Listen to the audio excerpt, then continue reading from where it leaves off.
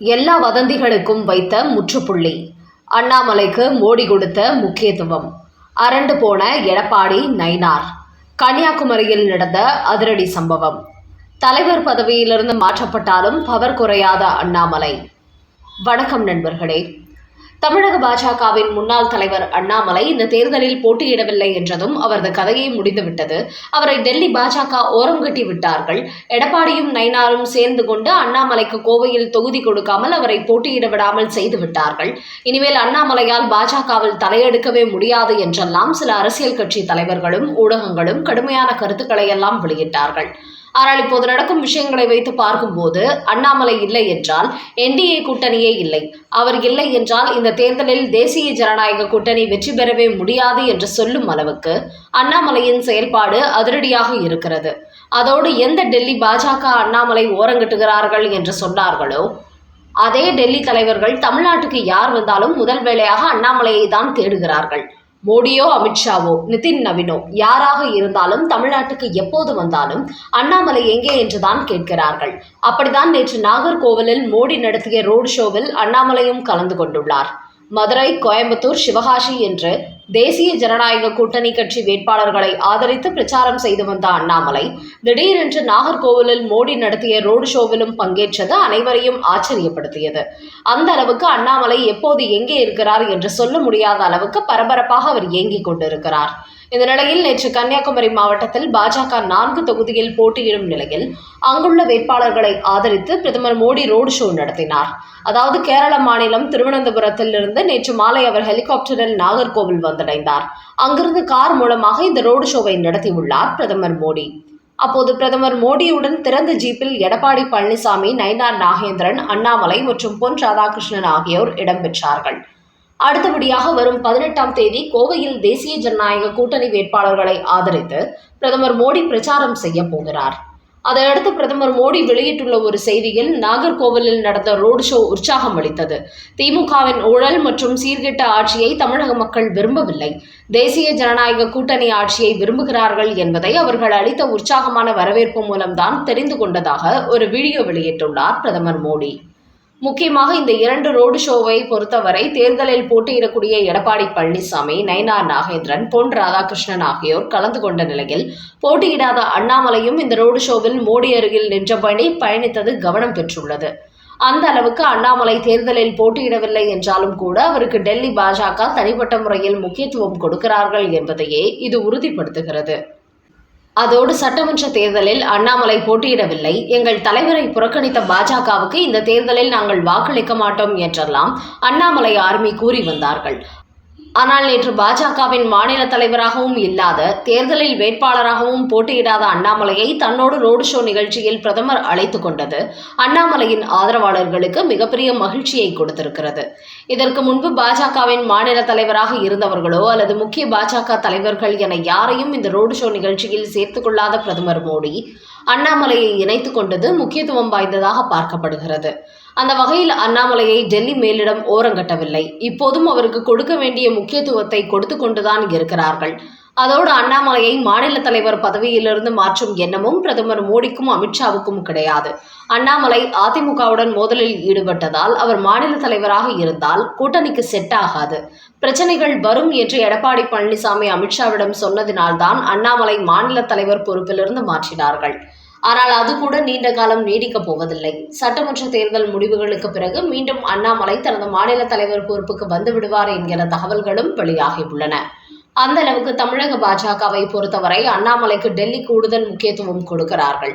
அண்ணாமலை இல்லை என்றால் தமிழக பாஜகவே இல்லை என்கிற நிலைதான் தற்போது உள்ளது என்பதை தேசிய பாஜக புரிந்து கொண்டது என்பதை அவருக்கு பிரதமர் மோடி கொடுத்த முக்கியத்துவத்திலிருந்தே புரிந்து கொள்ள முடிகிறது. அடுத்த செய்தி. மீதே 2 வழக்கு இருக்கு. டோட்டல் 13 பேருக்கு திகார் சிறை காத்திருக்கு. கோபாலபுரத்தை நடுங்க விட்ட அண்ணாமலை. வார்னிங் கொடுக்கும் வெங்காயம் எல்லாம் நம்மகிட்ட வேண்டாம்.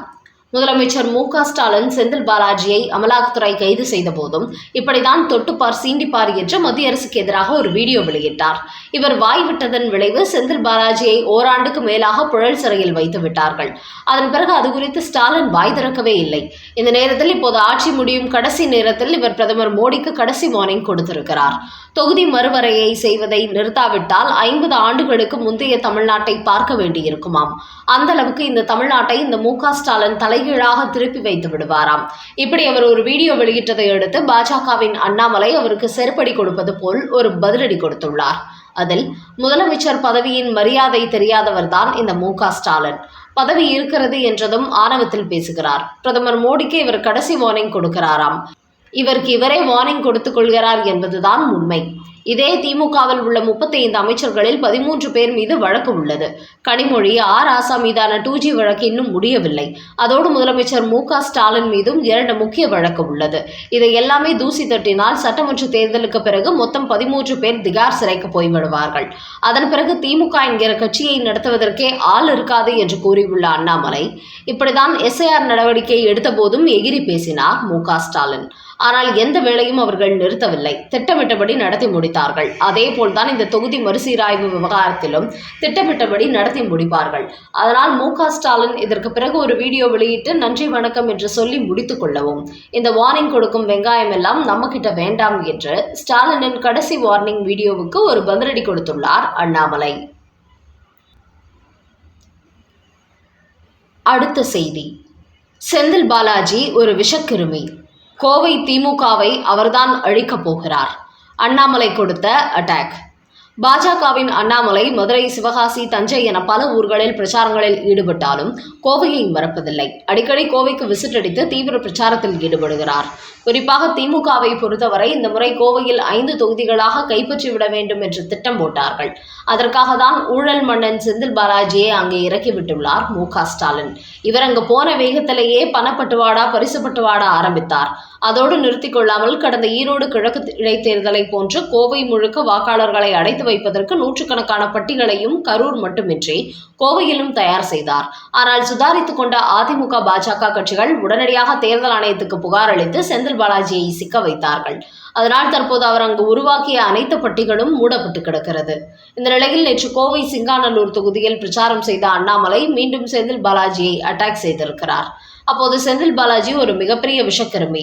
ஆனால் மு.க.ஸ்டாலின் அவரை திமுகவின் தியாகி என்கிறார்.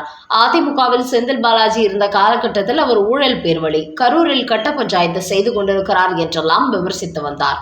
ஆனால் திமுகவில் அவர் இணைந்ததும் அவரை மனித புனிதர் என்கிற ரேஞ்சுக்கு பில்டப் கொடுக்கிறார் மு.க.ஸ்டாலின்.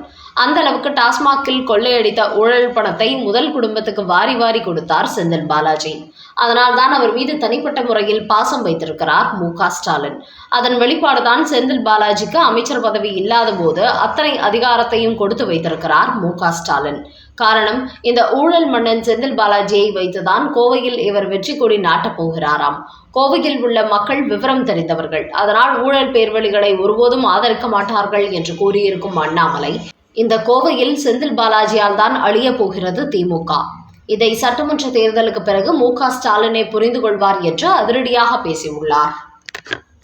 தொகுதி மறுவரையறை விவகாரம். திமுக சார்பில் கருப்பு கொடி போராட்டம் அறிவித்த மு.க.ஸ்டாலின், இந்தியாவில் 1971ஆம் ஆண்டில் 58 கோடியாக இருந்த மக்கள் தொகை அளவு இப்போது 140 கோடியாக உயர்ந்திருக்கிறது.